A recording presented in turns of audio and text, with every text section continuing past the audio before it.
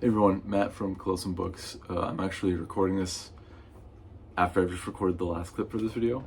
I once again have forgotten to record an intro. So, hey, welcome to the part 3 of East of Eden. Yeah, that's it. In this section of the video, I go through, part 3 of East of Eden. But I just wanted to say really quickly, thanks so much to all the new subscribers and followers and everybody who's commented, said nice things. Appreciate all of you guys. I've read all the comments, and yeah, it just means a lot to me. So enjoy the video. I jump right into it. I think I recorded this first one I put the book down. I couldn't help but pull out the camera and start talking. So enjoy it. I'll talk to you all soon. Okay.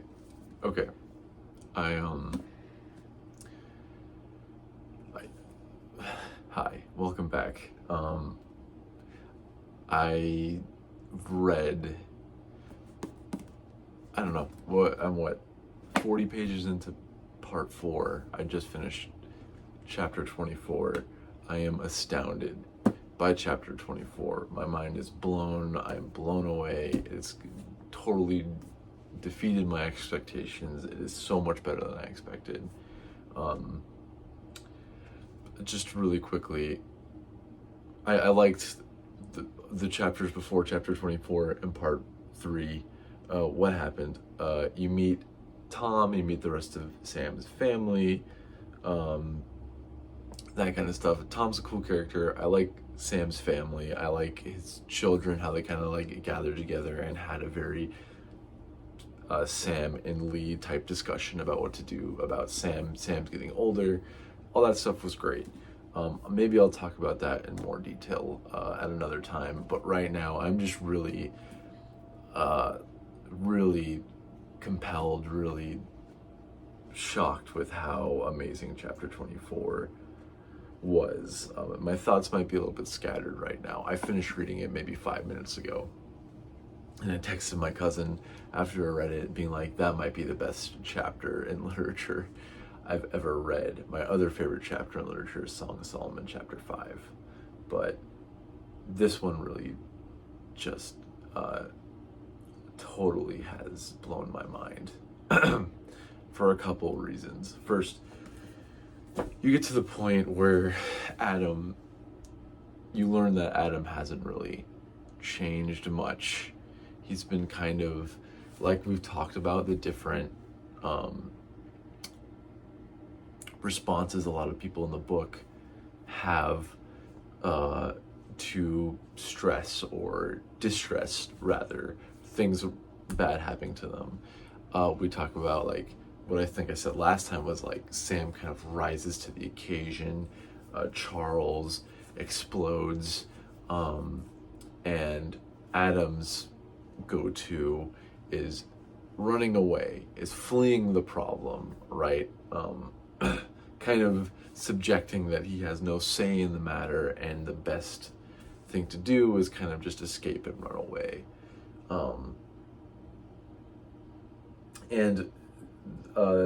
This all kind of comes to a boiling point where,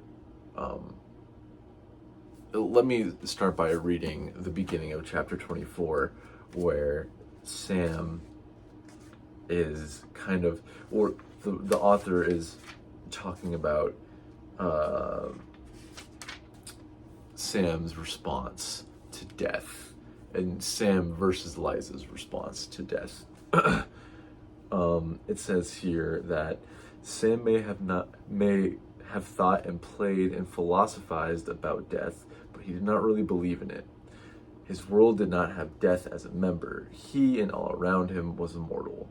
When real death came, it was an outrage, a denial of the immortality he deeply felt, and the one crack in his wall caused the whole structure to crash.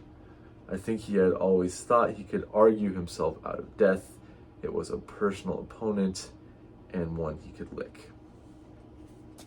Right? So when Sam goes through this real traumatic experience with death, it's kind of like a wake-up call, right? It's kind of like no more philosophizing, no more idealist world that he's built in his head.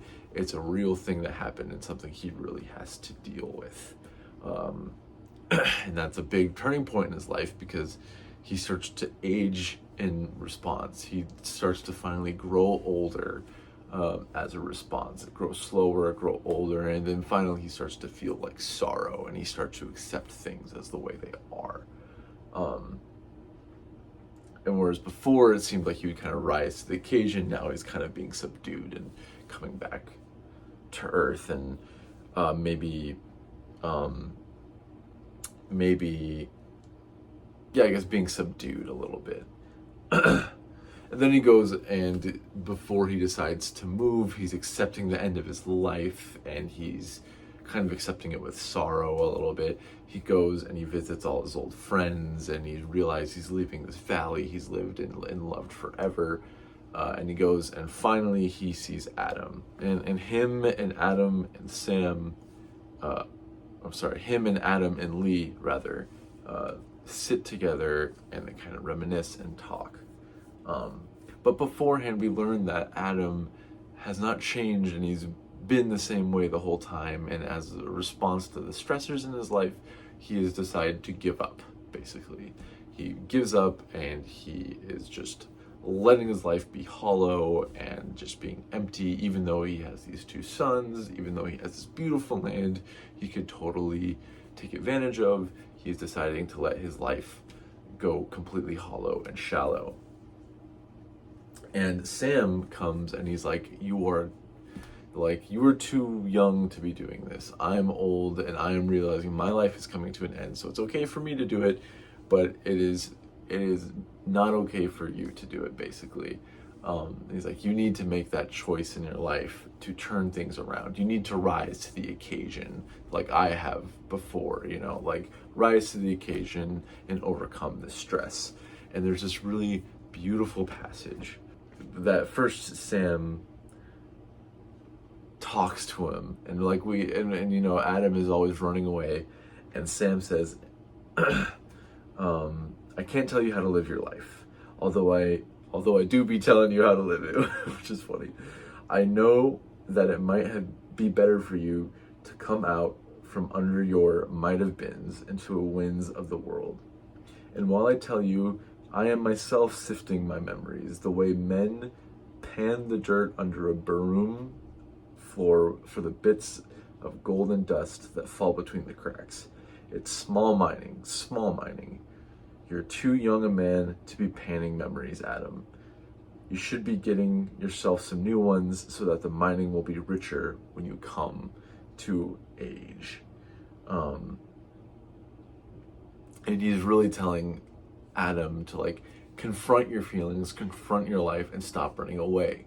You have so much life to live. You should be making the best of it. And basically Adam says, I'm afraid to try. He's kind of running away again. And basically, Adam is like, you deserve a rest. And basically Sam is like, I love this old place. Even though it hasn't been good to me, I love this place. Even though he had a rough place that he lived, or a rough life to live, he still loved his life, and he still loved the dust heap, he calls it, he lived in. And then Adam, in a surge of inspiration, says, Adam swung out his hand and made an arc over the west. That land out there, would you help me make the garden we talked of? The windmills and the wells and the flats of alfalfa. We could raise flower seeds. There's money in that. Think what it would be like. The acres of sweet peas and gold squares of, I'm not sure how to say this, calendulas. Maybe 10 acres of roses for the gardens of the west. Think of how they would smell on the west of the wind. And Sam says, you're gonna make me cry. That would be an unseemly thing in an old man. And he goes, so then you'll do it? And he goes, no, I will not. And basically says, go to my son, Tom, to do it. So that was to me, it was a really pivotal part where it was like, Adam feels that inspiration once again, and he's ready to kind of confront life again and kind of start approaching these ideals once again. And then later, it kind of maybe fizzles out a little bit probably. And then Sam and Adam and Lee are talking, like I was saying before. Sam and Adam and Lee get to sitting down and talking. And then Lee starts talking about how he's visited these old elders in his family, and they've really pondered over the two interpretations of how Cain is supposed to battle sin, right? So the first one is basically a command. One of them is a command. It's do thou, like you must overcome sin. And one of the ways to interpret that is that you will turn all your time and energy into beating sin, but it might be a losing battle, right? And that, in my opinion, how I interpreted that was kind of how Sam approached life, right? Where when everything came crashing down, he could philosophize about it, he could put his life into learning it, but at the end of the day, he kind of struggled with the same thing everyone else struggles in, where he kind of retires his life in sorrow. And so that's how I interpreted that. The other interpretation is like thou wilt, I think it is, and it's that you don't really have a choice in the whole matter. Why fight it? Because it's going to be taken care of anyway. And that's how I kind of interpreted Adam to go through the whole thing, where he's not trying at anything. He's just kind of letting his life go. He's kind of just letting it happen because he doesn't really have any say in it in the first place. But the important one is the one that Lee and his elders, who ended up spending 2 years learning Hebrew to find out the true interpretation of this passage, which is thou mayest, which is basically you have a choice in this matter. You have a choice to be great or not. You have a choice to kind of like confront these hard things in life and rise to the occasion or not, right? Which is kind of reminiscent of how Sam was when he was younger. The pivotal part is that Sam can continue to live like this. He continue to make this choice. And so at the end of the chapter, it kind of climaxes with Sam telling Adam that Kathy is still alive and these horrible things she's doing. And how does Adam respond is he runs away. He literally runs away, right? Which is kind of like confirms my suspicion and my hypothesis about Adam and his response to hardship in the first place, and to confronting himself in the first place, and confronting life in the first place, as he just runs away, and Sam rather chooses to rise to the occasion and says, I'm going to live out my life to the fullest now, and I've made my decision in telling Adam, And it's just a really beautiful full circle moment in this book. And now I'm really excited to see, does Adam end up going to Tom to build this Eden, right? Like to make the most of his life, to make the most of everything around him and his family and basically his garden. Is he going to make the Eden? Is he going to talk to Tom to do it, Because Sam has made the most of his life at this point, and he's going to end his life, or go to the end of his life happily, But now the decision is, or the onus is on Adam. The next steps are on Adam. How is he going to live his life? Is he going to rise to the occasion? I don't know if any of this made sense.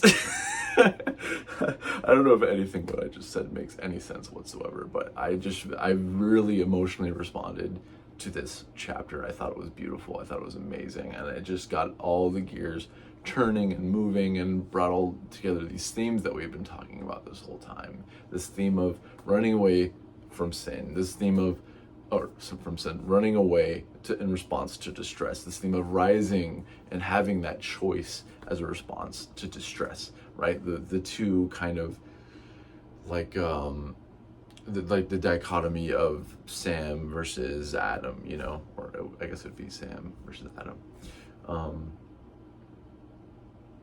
I don't know, it just came together beautifully, and especially with this theory I have of this book is kind of that this book is kind of not just about the withdrawal of love, but kind of the full spectrum of love's effects, right?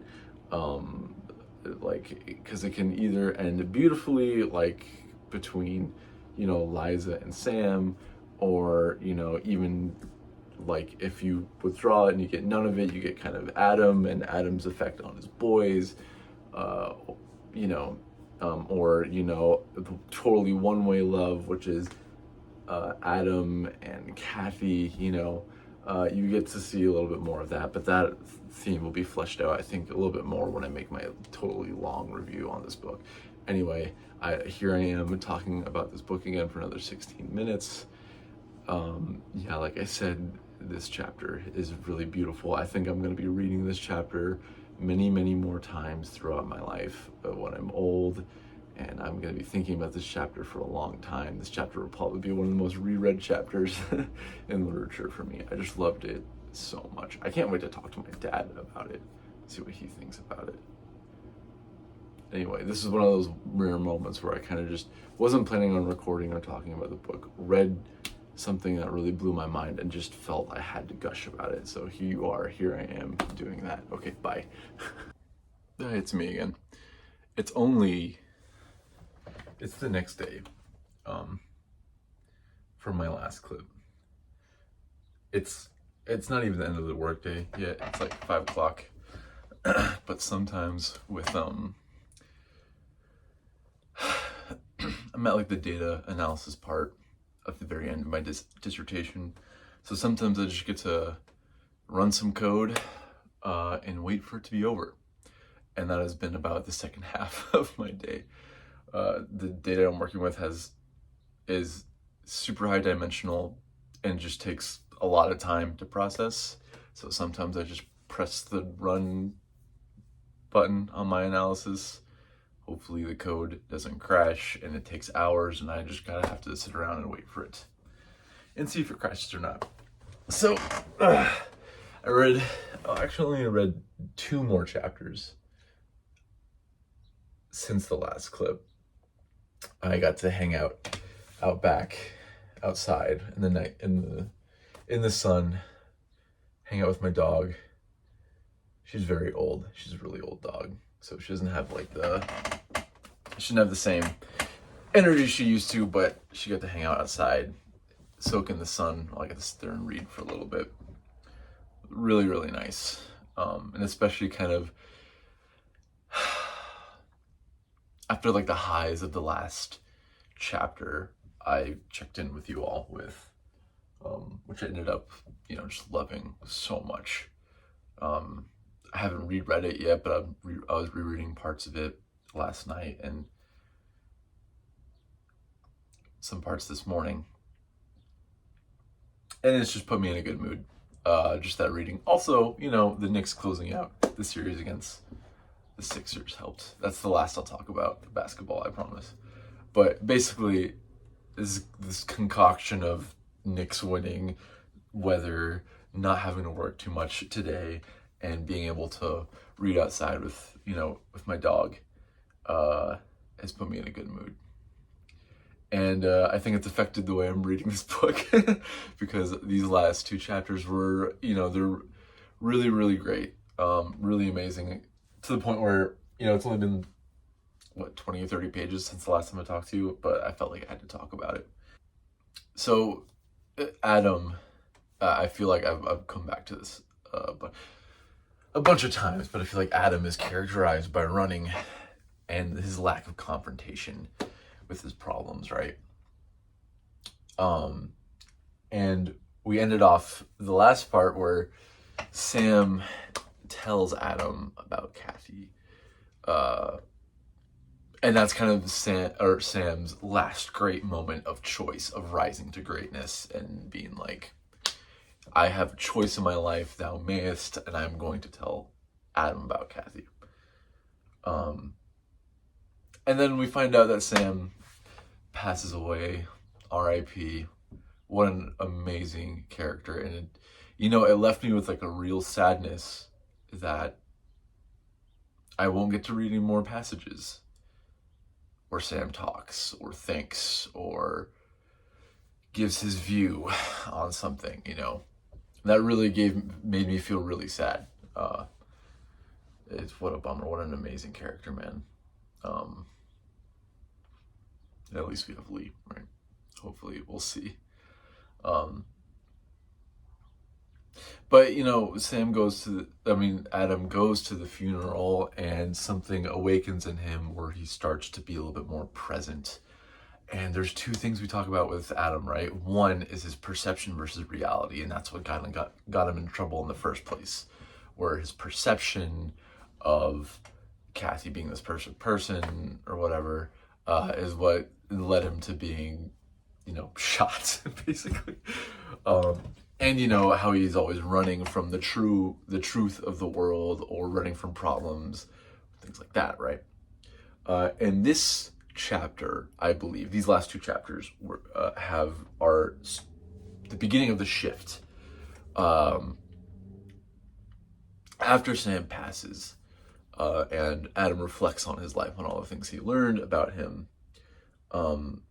There's a tonal shift in the writing. I noticed that there is so much more emphasis on the description of the things around him. My AC just went on. I hope you can't hear that, but it's fine. But there's so much more of a description on what's being present around him. So whether it is, the weeds that are growing on the side of the road, and like the trees like draping over, how like the clouds in the sky, it says it slides, and the shadows under them follow it. Like everything is just so much more present and tangible. And it's like you are experiencing it with Adam as it is happening. It's like for the first part, like the first time in a while, he's like really present, which is, different from his character. Then he goes to the bar and he talks to the barman there, and he gets a little drunk, and he asks about Kate. And when I read that, initially I was like, no, dude, like, come on, Adam. It seemed like you were on the verge of, like getting out of this funk, right? Like you were on the verge of figuring this out. And the barman is like, you don't want to go to Kate's. Go to, I think, Jane's. I forgot, Jenny, Jane's, or something like that instead. Gives him the direction to Kate's anyway, inadvertently. So Adam goes there and he confronts her. And, I think a more cynical person would read this part as just like a big triumphant good versus evil moment. You know what I mean? But I think there's something a little bit more there. I really found this chapter, or this part of the chapter, really fulfilling and really like vindicating, because Adam goes there and he is tempted, right? He is tempted by Kathy, and because he's facing the challenge head on, and he's so much more aware. It says that he's a lot more present and aware, even though he's drunk. He's aware of her traps, and he doesn't fall for it. And basically, because he was aware, and because he saw reality how it is, and because he didn't run away from his problems like he normally does, he came out triumphant. She had no power over him, and the dynamic completely shifted, right? Because we're always talking about Kathy, how she needs to control everything and around her, and she had no power in the situation. She had no say over Adam or his feelings or his actions, which made her super angry. It made her very angry, but Adam he didn't care, He finally saw her as she truly was. And he left, and he's been happy since, And to me, it was a very, it just felt like, I felt so happy for Adam. I felt so happy for him, and I felt kind of sad, not sad, but like, I felt sorry for Kathy when she realized she had no power, no control in the situation, and it started to spiral out of her control, and you kind of see how pathetic she really is, But really, I just felt happy for Adam. Like this whole time, he's been running away and you know, idealizing everything. But for the first time, he confronts his problems. He goes and sees Kathy head on. He sees everything how it is, and is reflected both in his conversation with Kathy, where he's aware of all of her tricks, but also in the writing. You know, when he's talking about seeing all these descriptions, like the house that he's in, you know, whether it's like the nature around him or the little details in the road or in the whatever's going on around him. He's just very present, and the writing has been beautiful and lively, and it's just amazing. It's just amazing. It's I was having a hard time connecting with the book, like I told you all in the last video, but that's completely shifted. I feel like really in tune with this book right now, and I'm very impressed. And then he goes and he talks to Lee, and that was a for me, that was a tough conversation, where he's like, I really want to get to know my children. Also, hold up, before I do that, she tells Adam, he's like, oh, Charles is the father of those kids, and Adam's like, whatever. You know, like that to me was like, wait, hold up, you don't care? I'm wondering if that's gonna come back later. I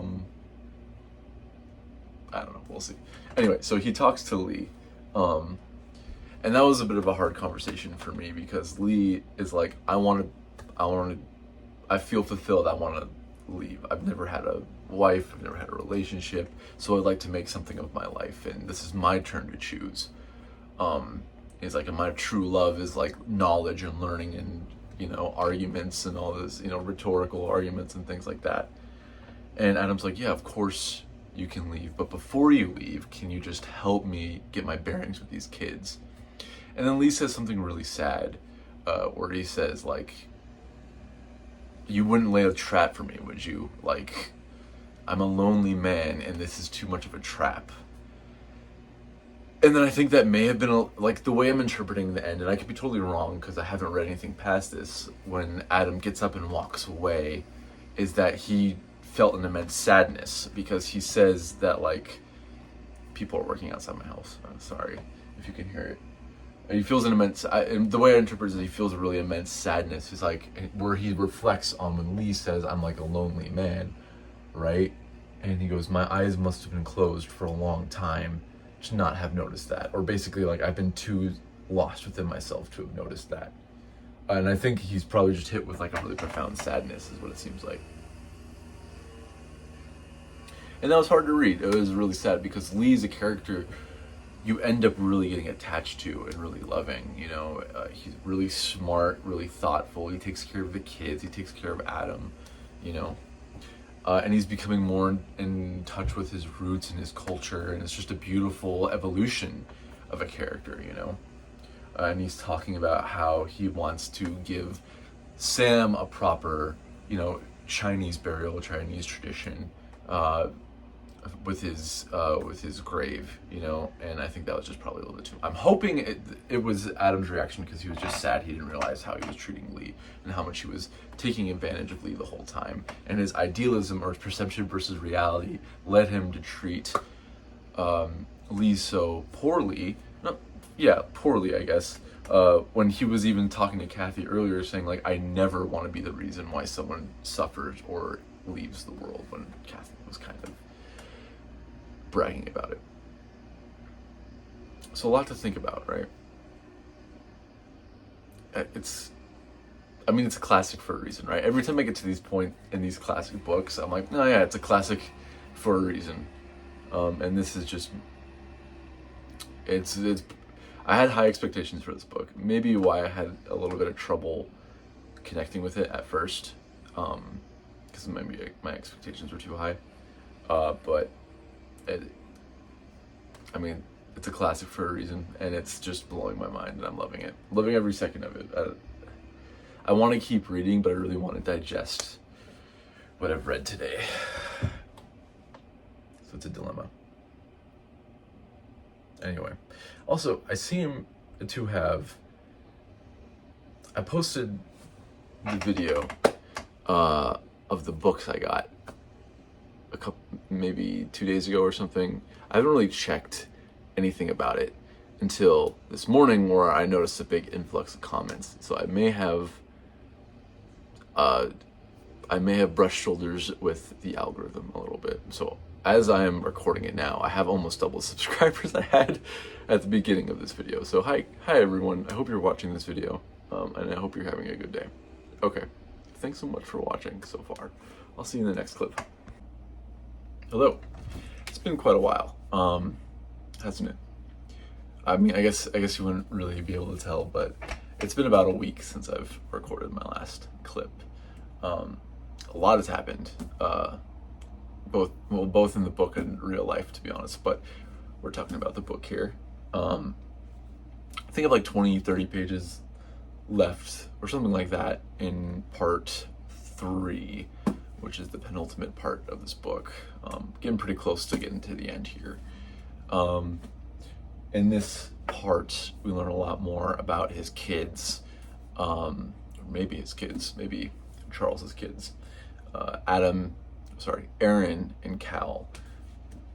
It's been an interesting section. I enjoying it more than I kind of expected to. I was really starting to warm up to Adam and Lee and their dynamic. Wouldn't you know it though, Adam is kind of letting me down again. It's such a bummer. But I think what I'm enjoying about this section so far is, again, the dynamic between the characters, particularly in this one, Aaron and Cal. So when I first, obviously, Cal takes after Kathy a little bit more. Adam, and this is what personally makes me feel like, sorry, I keep saying Aaron, and this is what personally makes me think that Aaron is actually probably Adam's kid. We'll never know. Which is kind of crazy, actually. But I think he's probably Adam's kid, just because he's so similar to Adam. And he's like so much more like a human character. Like, yeah, Adam is an annoying guy. He's an annoying character. But a lot of the qualities that he possessed when he was younger in the book, like his pacifism, like his, like, I don't want to say softness, but he's a little bit more, yeah, I don't know. He's just a little bit more gentle. Those definitely are present in Aaron as well. Cal, of course, phone ran out of storage. Trying again. Well, I was talking about Cal. He's very similar to Kathy, down to like the need for control and the manipulation and the plotting. Obviously takes after Kathy. So, but just Aaron's personality, it makes me feel that like maybe he is actually Adam's kid. Maybe that's wishful thinking, but that is what I'm choosing to believe right now. I thought the interactions between the kids and what's her name? Abra, I think. Yeah. And Abra were interesting. And it like kind of switched or pointed out a small switch in Cal. I guess not a switch, but more like explained why he is the way he is, which is that like kind of the lack of love that he receives, that Adam gets, or Aaron gets. I'm gonna be making that mistake a lot, so I apologize. Which I think is interesting. I feel like it's very interesting that Steinbeck chose to so clearly lay out why Cal is the way he is. And actually, and it's funny because like this whole time I've been kind of talking about how I feel like the lack of love, or like the response to the lack of love, is like a theme in this book. Steinbeck in this section is kind of like, by the way, Cal is like this because he literally has a lack of love that Aaron has. So I feel a little vindicated, just saying. Anyway, but I also think it's interesting that this lack of love has actually turned into love from Cal to Aaron, right? Because while Cal does like to control and manipulate Aaron, the happiness he gets from it has actually evolved into like actual love for his brother, which is very interesting because it's, you have to like, before the certain part in the book, you have to like decide, is this like a real love between these two people, or is it more like a fake, like I get good things out of you, so I love you type of a deal, like inauthentic is the word I'm looking for. But then it's interesting because like this small equality in Cal is like the thing that sets him away from Kathy, the thing that like kind of hints at a semblance of humanity within Cal that Kathy desperately does not have, right? And it's interesting also because earlier in the book, I believe it's Lee and Sam are talking about like nature versus nurture, right? No, it's Lee, it's Sam and Adam who are talking nature versus nurture, and Adam is like, I'm worried that my kids are gonna have a little bit of her ruthlessness in her, right? Like it's in their nature. And Sam's like, I don't believe in nature. Like I don't believe in all that. Like if you raise them up to be good, they'll be good. And it seems like that might be happening with Cal because Aaron is like a pure soul. Like he still loves his brother, even though his brother kind of fucks with him and he like knows.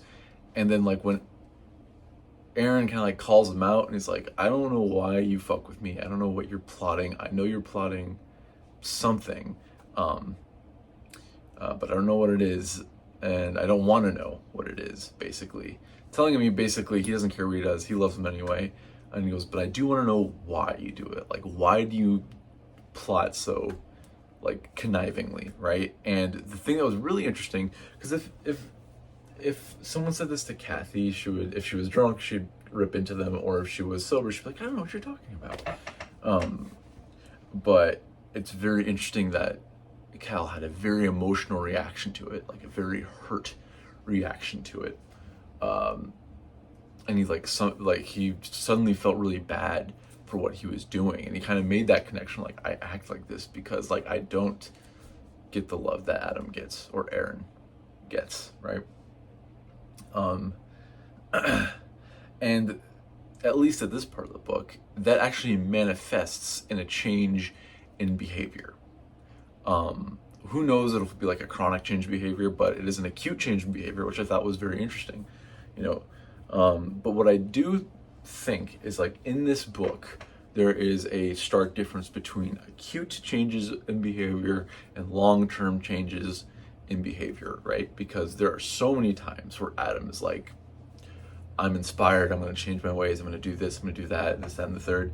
But like 2 chapters later, he's being the same miserable self he always is. I know I'm being harsh on him, but I'm annoyed at him right now. He's also not a real person, so it's okay. And you know, also this is kind of coming through with like how Lee is starting to treat him, because even Lee is starting to get annoyed at him, right? And Lee calls him out. It's like, are you actually going to do anything about it, or are you just going to, you know, ignore it like you always do? And then Adam's like, oh, I need time to think about it. And Lee is like, okay, so you're not going to do anything about it then, because are you lying to me, or are you also lying to yourself, you know?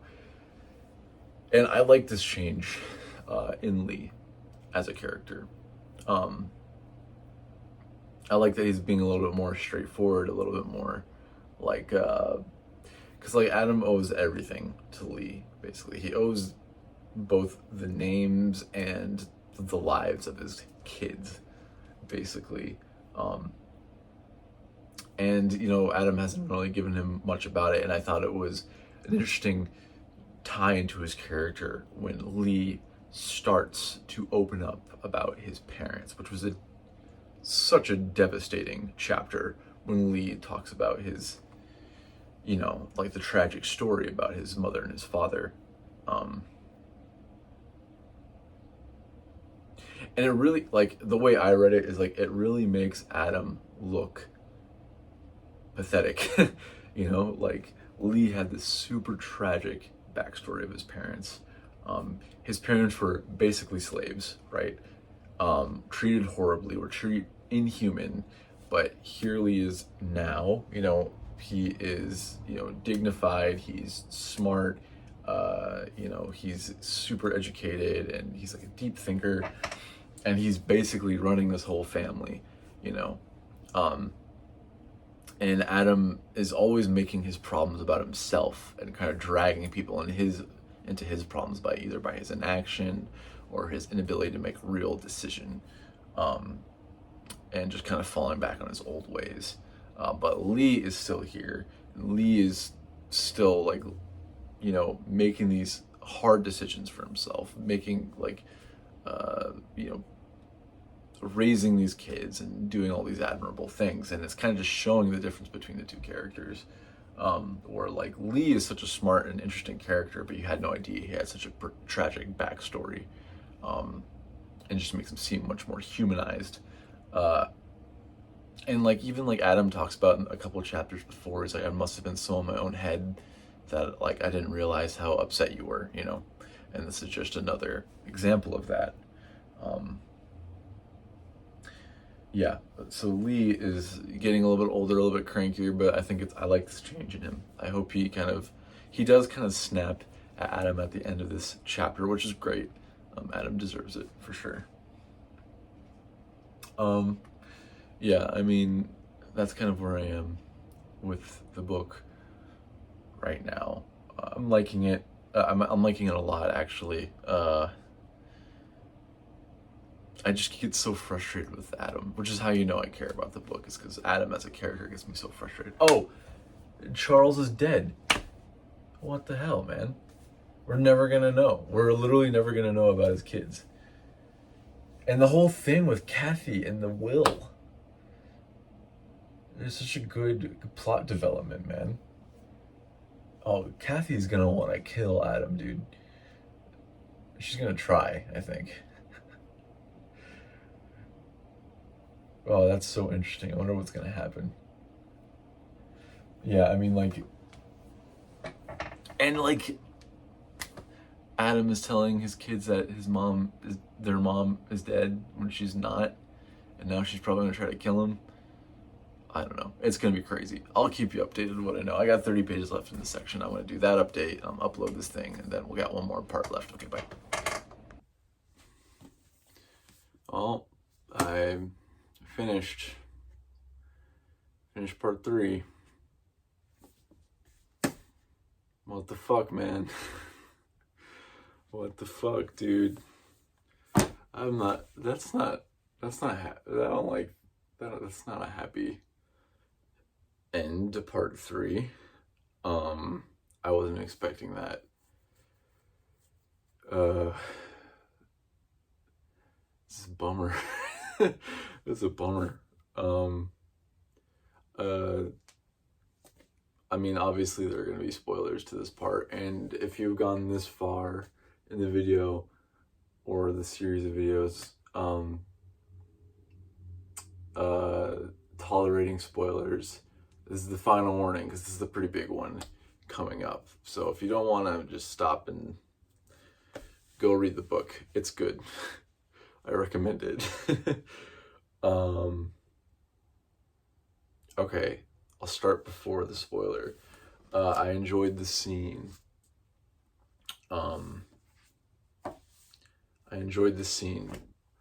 Where Adam once again confronts Kathy, and kind of has power in the situation again, and not giving her any control. And I like the dynamic between him and Kathy, especially when Kathy is sure he's plotting something, you know, and Adam is just very clearly not plotting anything, and she doesn't believe him. And you get kind of like a callback to like the Cal and Aaron situation, where Aaron's like, oh, you're always plotting something, and then Cal feels really bad about it, and he's like, why am I always like this? I'm always looking for the negative in people or in situations. And then Adam kind of does the same thing with Kathy. Like he's like, you're actually kind of pathetic because you can only see the bad and you can't believe there's good in people. I enjoyed that. That's about the most I'm going to dissect that part, because the next part is obviously the part that is tough. And yeah, I mean, I'll go ahead and just say this book is incredible. It's really amazing. This is definitely part 3 I've enjoyed the most out of any part so far. Man. So, Tom is a tortured soul a bit. Doesn't really get along with his siblings. Also, fuck Will Hamilton. Can I just say it? Fuck Will Hamilton. What is wrong with that guy? Dude is like insufferable. Ugh. He's so like obsessed with money and maybe just being in good standing, probably maybe because how he was raised, but even when they talked about Sam dying, Will was like pretty emotionally detached there. So maybe that's back to the nature nurture discussion. Anyway, I found it really infuriating. I'll back up a little bit. Tom and Desi, they kind of move in together, and there's like the semblance of happiness there for the first time forever. Tom starts speaking like Sam, and Desi is, she's working on it, but she's feeling a little bit better. She's not quite happy yet, but it is the beginnings of something good. They make plans together to go to Europe, which is interesting because of I think Faye and Kathy also had plans to go to Europe before Kathy did what she did. And maybe that's the parallel, but I'll get to that in a second. And then, they make these plans to go to Europe. Tom goes to borrow money from Will, and Will is just an asshole. And he's like, no, it never makes sense. And when he leaves, he starts thinking about ways he can exploit his brother to make money off this whole endeavor, right? He's like, oh, well, Tom will need a businessman to do all this instead of just lending his brother money, kind of harkening back to like how Sam was like this big dreamer and people would go and take advantage of him, and now it's his, Will's own brother doing it to Tom. It's fucked up. And it's the thing that really bums me out. This is the thing that kind of like makes me the saddest about the whole chapter is that like, Tom really was beginning to be a little bit happier. He was speaking like Sam. He was like being philosophical, speaking this poetic way. And he was just coming alive a bit. I ran out of storage again. Try it again. Anyway, Desi dies, and Tom takes on all the guilt to himself. It's really similar to how Adam felt like he was taking all the guilt, or like kind of similar to the story of Cain and Abel, where they talk about taking on the guilt of mankind, basically. And it also kind of parallels with Will or Sam Hamilton, talking about the burden of greatness and how Sam was always afraid of the burden of greatness, and Tom also has that same burden. And that kind of parallels with this kind of inheritance of guilt and this inheritance of the burden of greatness, which I'm guessing is just like guilt. But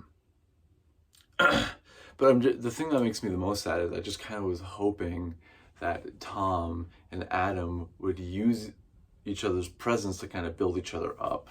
I was kind of hoping that Adam would actually build Eden with the help of Tom, and both kind of, they would find some fulfillment out of that. I got to think a little more of the biblical parallels. I'm sure this is straight one-to-one to something, but they'll probably tell me about it later, knowing Steinbeck. But yeah, I was really hoping that those two would kind of figure it out together. you know,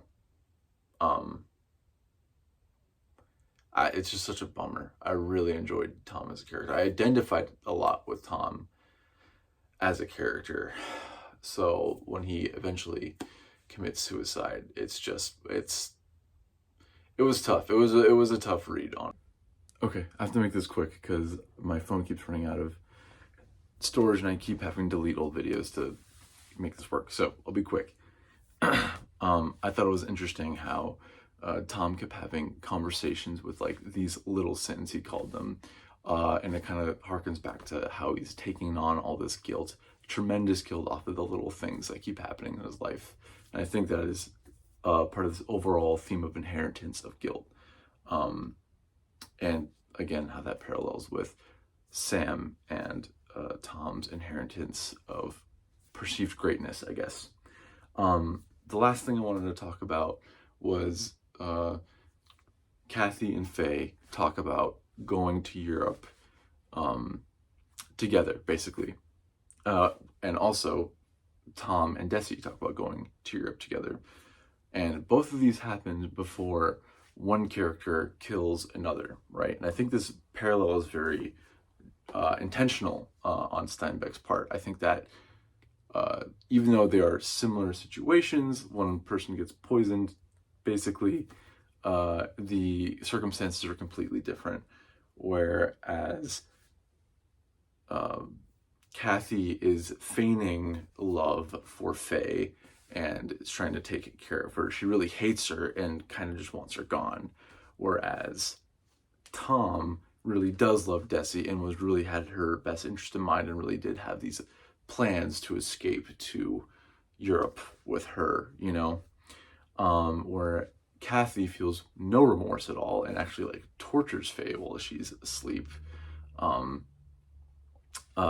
Tom feels extreme remorse and takes on guilt that isn't really, you know, isn't really justified, you know.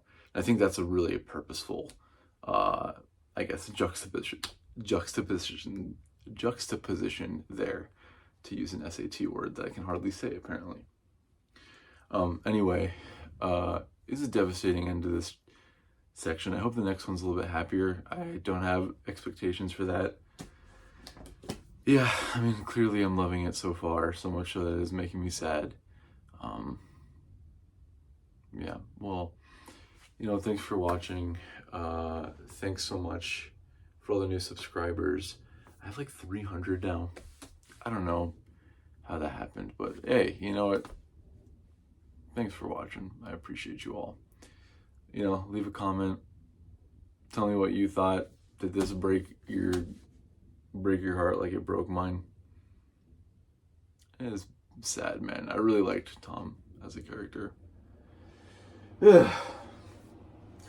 I got a couple more books. I'll show you them later. But I think I'm gonna have another book coming up. I'm gonna have another video coming out next week. So I'll see you then. And hey, have a good weekend.